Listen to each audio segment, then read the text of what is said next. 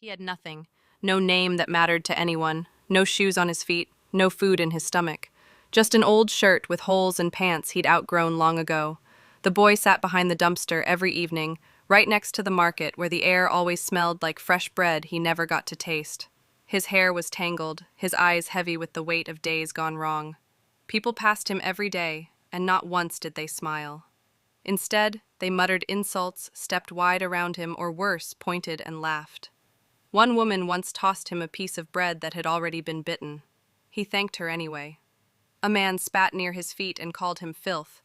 A group of kids from the nearby school pointed at him one afternoon, shouting, "Look at the trash boy!" The boy didn't say a word. He just lowered his head and clutched his knees tighter. Some nights the cold kept him awake. Some days it was the hunger. But most of the time it was the pain of being unwanted. He had no parents, at least none he could remember.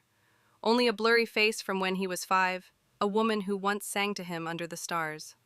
She vanished one night, and he was left to fend for himself. He learned to survive by watching others, stealing small bits of fruit, drinking rainwater off broken glass, and hiding before the city sweepers came to chase him away. It wasn't a life, it was a punishment, but still he held on.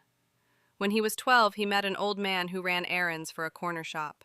The man gave him a broom and said, "Sweep this floor every morning, and I'll pay you with a meal." That broom became the boy's first tool toward dignity. With every stroke, he dreamed a little bigger. By 15, he was doing deliveries.